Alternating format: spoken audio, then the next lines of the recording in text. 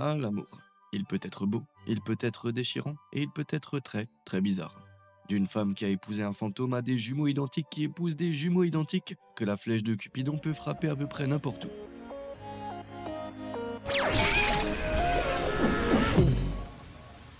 Twinsanity.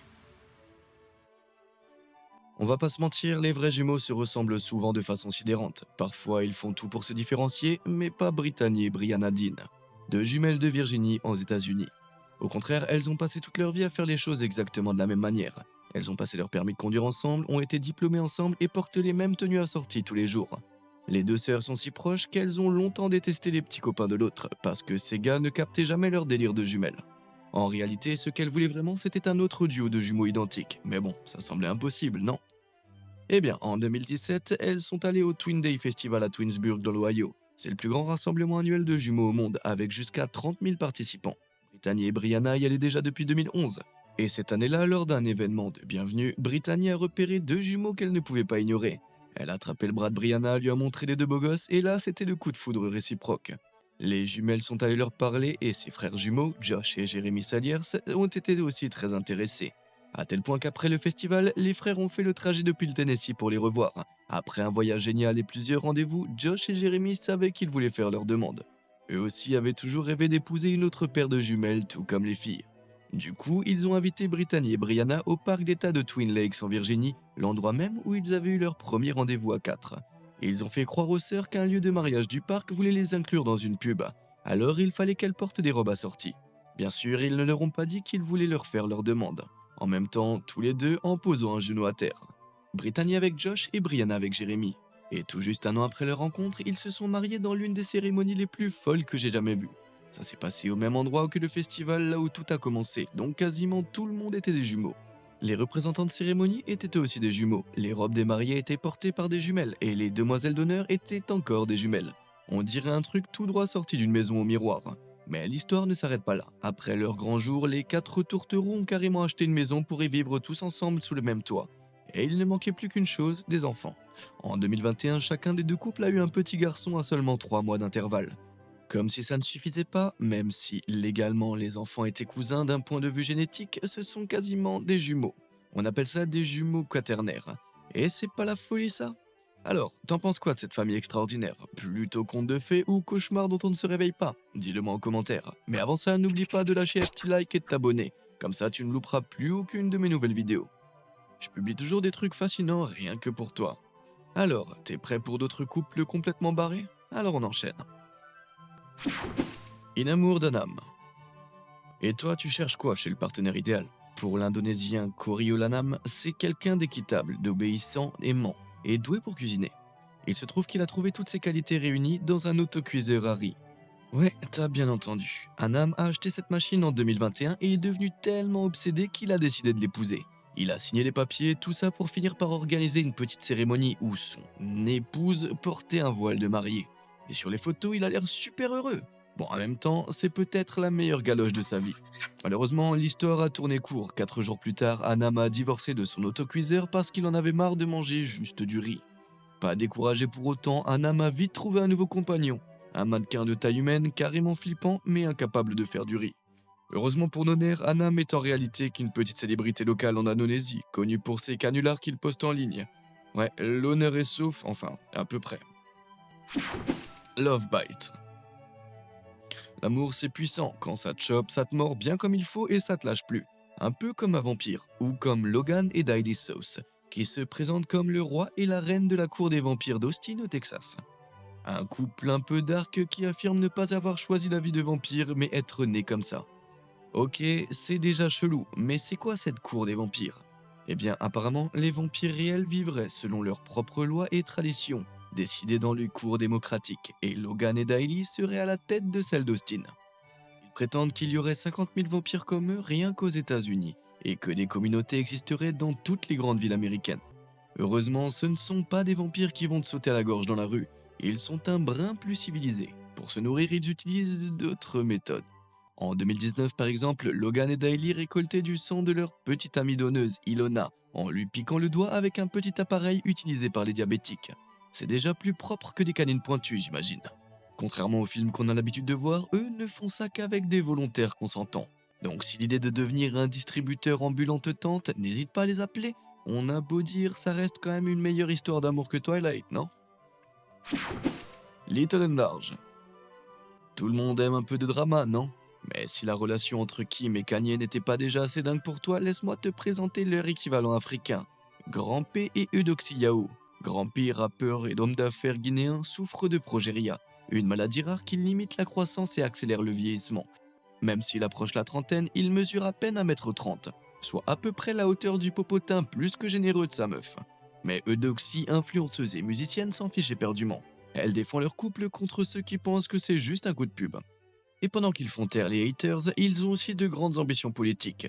Grand P s'est déjà présenté à la présidentielle de Guinée, sans succès, mais il compte bien retenter autant de fois qu'il le faudra. Une demande perplexe. Trouver l'amour, c'est parfois un vrai casse-tête. Pour Elizabeth Aude, une mannequin britannique de 49 ans, c'était une mission impossible. 4 fiançailles ratées, 221 rendez-vous en mode catastrophe, elle en avait marre. Mais au lieu de laisser tomber l'idée du mariage, elle a plutôt laissé tomber les humains. En 2018, elle a adopté un Golden Retriever nommé Logan Humphrey. Et leur lien est si fort qu'elle a dit qu'elle l'a guéri de bien des blessures. Du coup, il ne lui restait plus qu'une chose à faire, l'épouser en direct à la télé. Invitée dans l'émission britannique This Morning, Elizabeth descendit l'allée, bras dessus bras dessous avec le présentateur Inamon Holmes, pour rejoindre son cher Logan.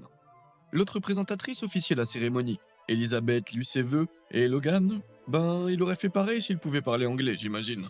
Le chien reçut même un petit bracelet de mariage à la place de l'anneau. Et bien sûr, un bisou final pour sceller tout ça. L'union n'est pas reconnue légalement, mais Elizabeth et Logan s'en fichent. Ils sont heureux comme un chien avec 2 queues. Reptile ravissant.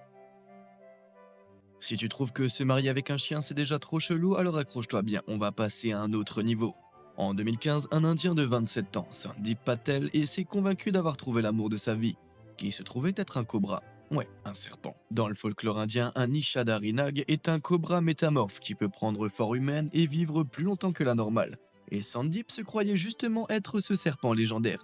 Il disait qu'il entrait en transe la nuit, se transformant en cobra et rejoignant sa dulcinée reptile pour passer du bon temps. À force, il n'avait plus qu'une idée en tête, l'épouser. Sa famille, un brin décalé, a accepté même d'organiser la cérémonie.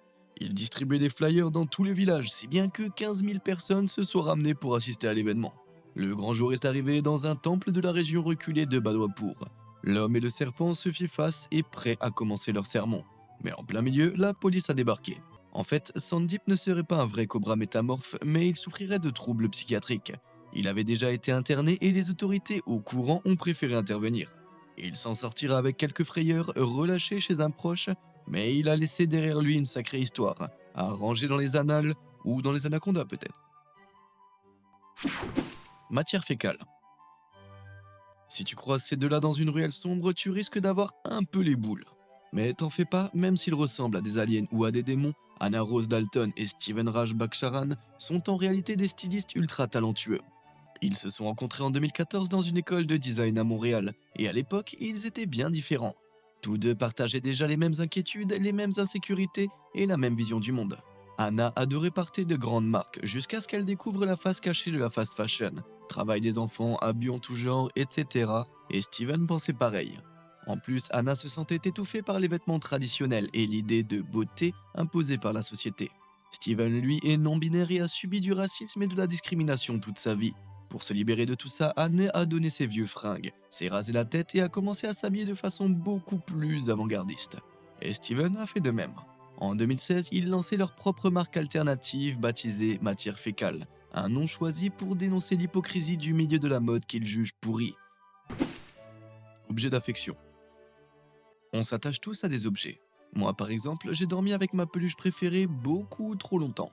Mais Amanda Liberty de Leeds au Royaume-Uni a carrément poussé ça à l'extrême. Amanda s'identifie comme objectum sexual, c'est-à-dire qu'elle est attirée romantiquement par les objets inanimés. Elle dit que ça a commencé à 13 ans quand ses parents lui ont offert une batterie. Ouais, peut-être qu'elle aimait son côté percutant. Bref, après ça, elle est tombée amoureuse de trucs de plus en plus gros. La Statue de la Liberté par exemple, elle l'appelait Libby. Elle a fait 6 voyages à New York pour la voir, elle a recouvert sa maison de souvenirs à son effigie, et elle a même changé son nom de famille en Liberty en 2010. Hélas, la distance a eu raison de leur couple. Maintenant qu'elle approche la quarantaine, Amanda a préféré se concentrer sur des objets plus accessibles, comme des lustres. Elle prévoit même de se marier avec son préféré, un vieux chandelier appelé Lumière. Coup de foudre assuré, hein? Double de 5. On a déjà parlé d'un couple de jumeaux, mais si ça te suffit pas, laisse-moi te présenter Anna et Lucy de 5. Ces jumelles australiennes se qualifient elles-mêmes de jumelles les plus identiques au monde. Elles font absolument tout ensemble et veulent être considérées comme une seule et même personne. Elles s'habillent pareil, prennent leur douche ensemble, mangent la même chose au gramme près et ont dépensé l'équivalent de plus de 100 000 dollars américains en opérations chirurgicales et esthétiques pour se ressembler encore plus. Et elles dorment aussi dans le même lit avec leur petit ami, Ben. Ouais, elles partagent le même mec. Imagine, tu rencontres la femme de tes rêves et finalement, il y en a deux. Pas sûr si c'est le paradis ou l'enfer en fait, mais Ben, lui, il a l'air d'adorer. Il a fait sa demande avec des bagues de fiançailles identiques, chacune composée de 3 anneaux pour représenter leur trio. Et maintenant, Anna et Lucy veulent toutes deux tomber enceintes au même moment, bien sûr. Ça promet d'être une logistique incroyable, mais Ben va sûrement pas s'en plaindre, je pense. Ghosté. D'habitude, quand la personne qui te plaît te ghost, c'est plutôt horrible. Mais pour Amanda Large-Tig de Belfast, ça a été la plus belle chose de sa vie. Elle est tombée amoureuse d'un vrai fantôme. Ça lui est arrivé en 2014, alors qu'elle méditait tranquillement chez elle et elle a senti une présence dans la pièce. Vexée, elle lui a ordonné de partir. Le fantôme a obéi, puis est revenu plusieurs fois. À bout, elle a finalement discuté avec lui et a découvert qu'il s'agissait de l'esprit d'un pirate haïtien vieux de 300 ans du nom de Jack Tig. Apparemment la même personne qui aurait inspiré le personnage de Jack Sparrow. En quelques mois, Amanda et Jack se sont rapprochés, et ils ont même commencé à sortir ensemble. En juillet 2016, ils se sont mariés sur un bateau au milieu de l'océan Atlantique. Comme Jack n'a pas de corps, Amanda a amené un portrait de Jack Sparrow pour le représenter.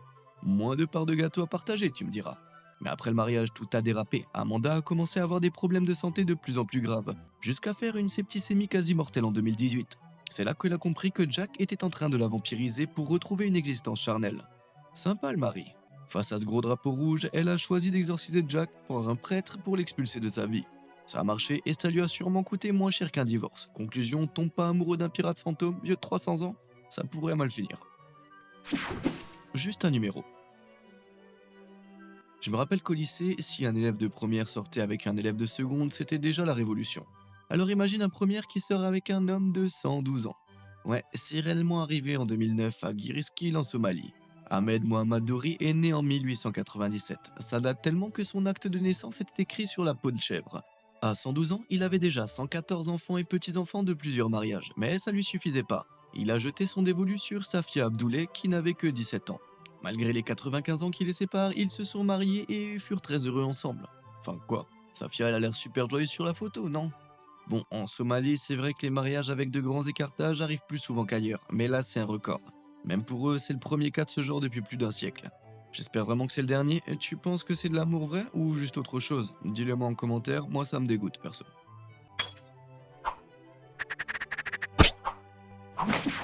Hold up. Les relations amoureuses, c'est parfois compliqué et bordélique. Une solution? Sortir avec un être humain pas tout à fait humain. C'est du moins l'avis de Xie Tianrong, 37 ans, qui vit toujours chez ses parents à Hong Kong. Et il n'y habite pas seul, il y a aussi Mochi, une poupée en silicone taille réelle. Xie a découvert sa passion pour ce genre de poupée en 2011 dans un magasin, mais il n'avait pas d'argent pour en acheter une. En 2019, coup de chance, il a trouvé la poupée parfaite à un prix imbattable sur internet. Il l'a commandée directement. Aujourd'hui, Xie et Mochi ne se quittent plus. Chaque matin, il la pose sur une chaise près de son lit et lui fait un soin des pieds. Ensuite, il l'emmène au resto, joue à des jeux avec elle et lui offre des vêtements et des cadeaux hors de prix. La grande classe, non? D'ailleurs, Mochi a déjà plus de 20 tenues, 10 paires de chaussures et même un iPhone flambant neuf. Quand ta poupée a un meilleur smartphone que toi, c'est clair qu'il faut se poser des questions. Aux yeux de Xie, tout ça est logique, elle ne se plaindra jamais de ses cadeaux, et elle écoute mieux que ses ex-copines. Bon, elle doit pas avoir grand chose à répondre, mais bon, chacun son truc. Au point qu'en août 2021, ils se sont mariés et ont même eu un bébé ensemble. En gros, ils ont juste acheté une autre poupée. Bon, je sais pas trop quoi en penser, mais au moins quand ils sortent, ils n'ont pas besoin de babysitter. La famille Darger. On dit souvent, on n'a jamais trop de bonnes choses, et ça, Joe Darger, un habitant de l'Utah, l'a bien compris. Lui, il n'est pas marié à une femme, ni même à deux, mais à 3 femmes différentes. Et le plus fou, c'est qu'elles sont toutes de la même famille. Ouais, parce que Vicky et Valérie sont sœurs jumelles, et leur cousine, c'est Alina. Donc en gros, elles sont toutes amoureuses du même mec, mais qu'est-ce qui se passe là-dedans, c'est quoi ce bordel? Eh bien, c'est parce qu'ils sont mormons fondamentalistes et ils croient au mariage pluriel, autrement dit la polygamie. Joe a d'abord commencé à sortir avec Vicky et Alina quand ils étaient encore ados. En 1990, ils se sont mariés lors d'une cérémonie mormone. Mais comme l'Utah ne reconnaît pas légalement la polygamie, le lendemain, Joe a épousé Alina de façon officielle et Vicky est restée unie religieusement. Ensuite, quelques années plus tard, Vicky a proposé à Joe d'épouser sa sœur jumelle Valérie, qui venait de divorcer. Joe a trouvé ça trop chelou au début parce que déjà sortir avec des cousines apparemment ça ne le dérangeait pas. Mais bon, il a fini par céder et il a épousé Valérie en 2010. Depuis, ils vivent tous ensemble sous le même toit avec leurs 25 enfants. Ouais, 25, chacun à sa chambre et Joe fait la rotation chaque nuit, et ça semble déranger personne. Perso, je plains surtout le gamin qui doit dormir au niveau de la chambre entre les trois chambres des mamans. Bon, voilà pour ces histoires d'amour complètement folles, voire débiles. Est-ce que tu connais quelqu'un dont la love story est encore plus dingue que celle-là, ou au moins un truc qui y ressemble? Dis-le moi dans les commentaires, ça fera peut-être un matériel pour les prochaines vidéos. Et comme d'habitude et jusqu'à la prochaine fois, merci de nous avoir suivis.